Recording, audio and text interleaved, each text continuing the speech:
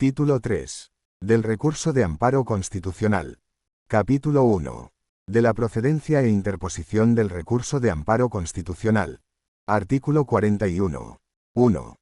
Los derechos y libertades reconocidos en los artículos 14 a 29 de la Constitución serán susceptibles de amparo constitucional, en los casos y formas que esta ley establece, sin perjuicio de su tutela general encomendada a los tribunales de justicia. Igual protección será aplicable a la objeción de conciencia reconocida en el artículo 30 de la Constitución. 2.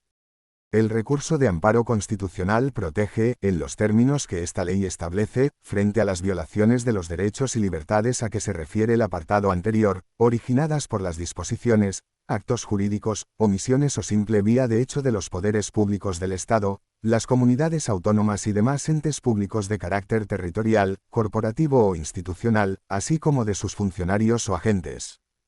3. En el amparo constitucional no pueden hacerse valer otras pretensiones que las dirigidas a restablecer o preservar los derechos o libertades por razón de los cuales se formuló el recurso. Artículo 42. Las decisiones o actos sin valor de ley, emanados de las Cortes o de cualquiera de sus órganos, o de las asambleas legislativas de las comunidades autónomas, o de sus órganos, que violen los derechos y libertades susceptibles de amparo constitucional, podrán ser recurridos dentro del plazo de 3 meses desde que, con arreglo a las normas internas de las cámaras o asambleas, sean firmes. Artículo 43. 1. Las violaciones de los derechos y libertades antes referidos originadas por disposiciones, actos jurídicos, omisiones o simple vía de hecho del gobierno o de sus autoridades o funcionarios, o de los órganos ejecutivos colegiados de las comunidades autónomas o de sus autoridades o funcionarios o agentes, podrán dar lugar al recurso de amparo una vez que se haya agotado la vía judicial procedente. 2. El plazo para interponer el recurso de amparo constitucional será el de los 20 días siguientes a la notificación de la resolución recaída en el previo proceso judicial. 3. El recurso solo podrá fundarse en la infracción por una resolución firme de los preceptos constitucionales que reconocen los derechos o libertades susceptibles de amparo. Artículo 44. 1. Las violaciones de los derechos y libertades susceptibles de amparo constitucional, que tuvieran su origen inmediato y directo en un acto u omisión de un órgano judicial, podrán dar lugar a este recurso siempre que se cumplan los requisitos siguientes. A. Que se hayan agotado todos los medios de impugnación previstos por las normas procesales para el caso concreto dentro de la vía judicial. B. Que la violación del derecho o libertad sea imputable de modo inmediato y directo a una acción u omisión del órgano judicial con independencia de los hechos que dieron lugar al proceso en que aquellas se produjeron, acerca de los que, en ningún caso, entrará a conocer el Tribunal Constitucional. C. Que se haya denunciado formalmente en el proceso, si hubo oportunidad, la vulneración del derecho constitucional tan pronto como, una vez conocida, hubiera lugar para ello. 2. El plazo para interponer el recurso de amparo será de 30 días, a partir de la notificación de la resolución recaída en el proceso judicial. Artículo 45. Derogado. Artículo 46. 1. Están legitimados para interponer el recurso de amparo constitucional. A. En los casos de los artículos 42 y 45, la persona directamente afectada, el defensor del pueblo y el Ministerio Fiscal.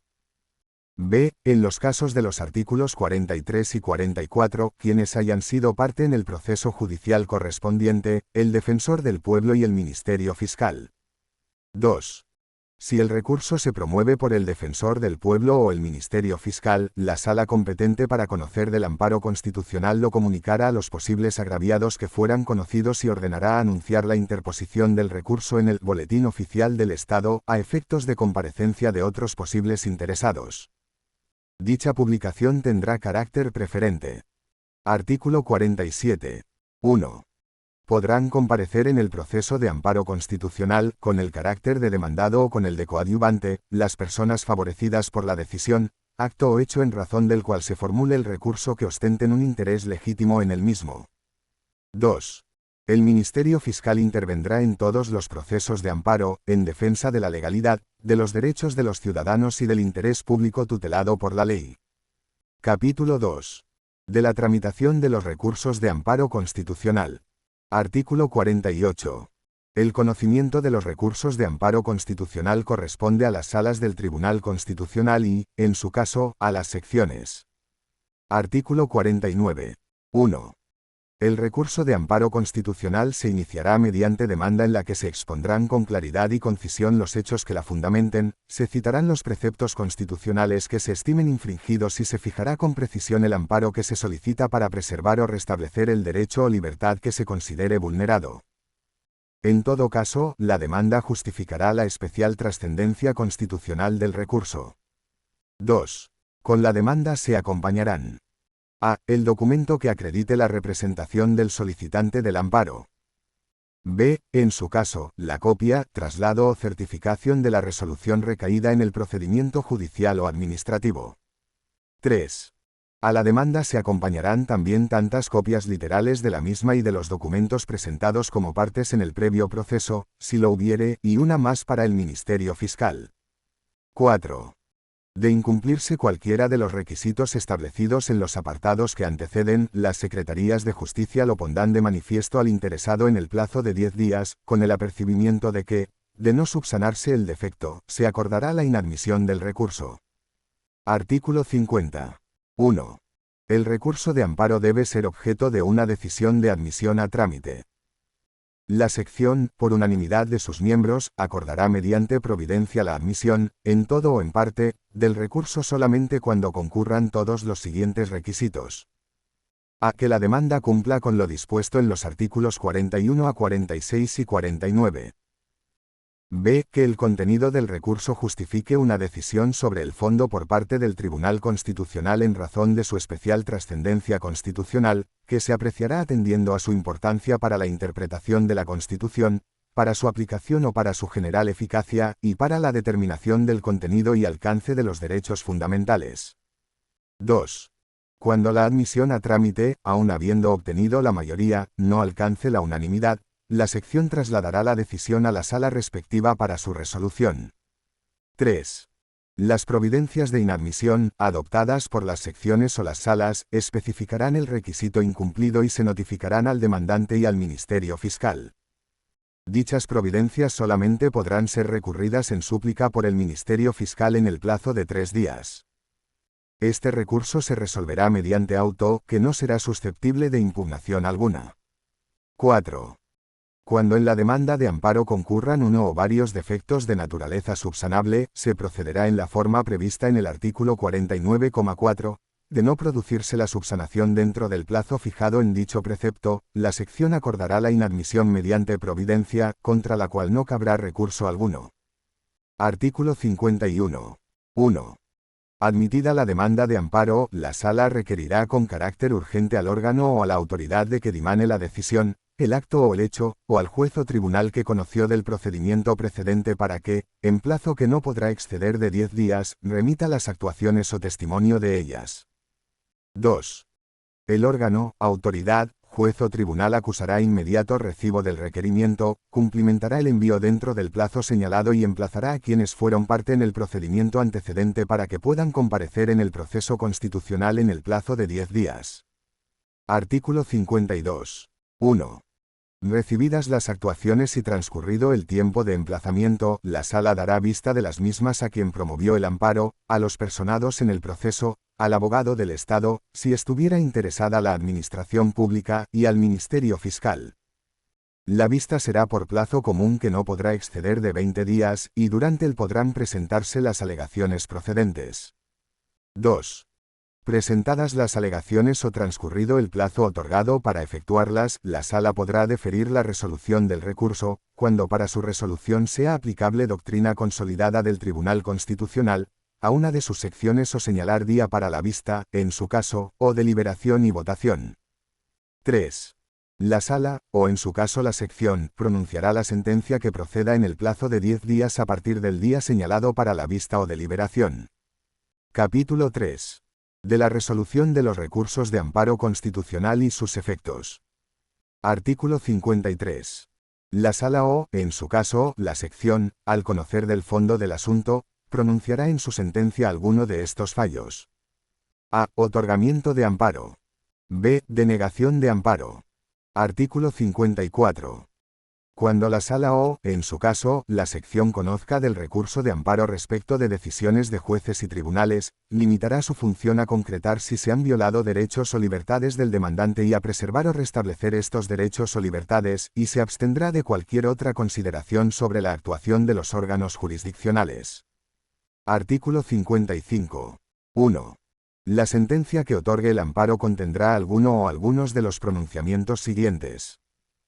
A. Declaración de nulidad de la decisión, acto o resolución que hayan impedido el pleno ejercicio de los derechos o libertades protegidos, con determinación, en su caso, de la extensión de sus efectos.